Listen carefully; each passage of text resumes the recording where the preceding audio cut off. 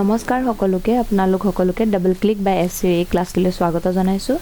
আজি আমি শিকিবলৈ গৈ থকা বিষয় বস্তুটো হৈছে স্মাৰ্ট আৰ্ট। স্মাৰ্ট আৰ্ট আমি ৱৰ্ড পেজত কেনেকৈ ইনচাৰ্ট কৰোঁ সেই আজি আমি জানিম।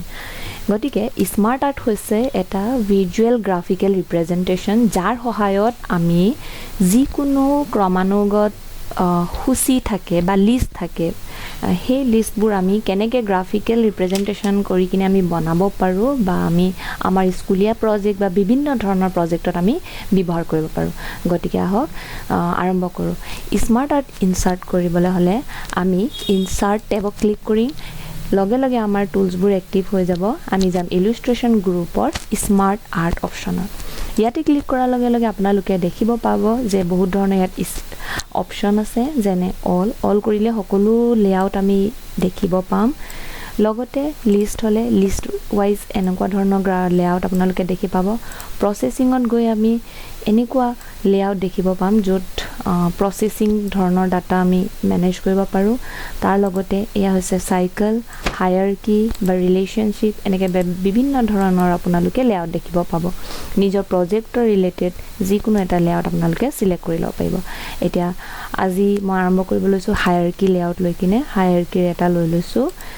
যেতিয়া আপুনি লেআউটটো চিলেক্ট কৰিব আৰু এনেকৈ অ'কে কৰি দিব, লগে লগে আপুনি দেখিব পাব লেআউটৰ লগতে স্মাৰ্ট আৰ্টটোৰ লগতে ডিজাইন আৰু ফৰ্মেট টেববোৰ এক্টিভ হৈ যায় ইয়াক মডিফাই কৰিবলৈ হ'লে। এতিয়া আমি কিবা লিখিবলৈ হ'লে ইয়াতে ক্লিক কৰিও লিখিব পাৰোঁ, অথবা ধৰি লওক মই ইয়াতে লিখিছোঁ মেমৰিৰ, মই আপোনাক ভাগ দেখুৱাম। এয়া হৈছে মেমৰি।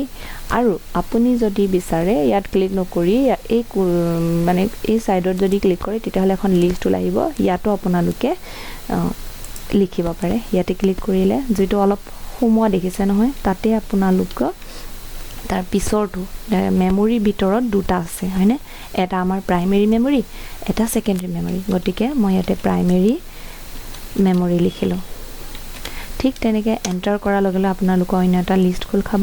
ইয়াতে আপোনালোকে ছেকেণ্ডেৰী মেমৰি বুলি লিখিব পাৰে বা আপোনাৰ যিটো লিষ্ট আছে। এতিয়া কি হৈছে, এটা আমাৰ টেব এক্সট্ৰা হৈছে, আপোনালোকে এইটো কাটি দিলেও নতুনকৈ নিজৰ মতে মডিফাই কৰি ল'ব পাৰে।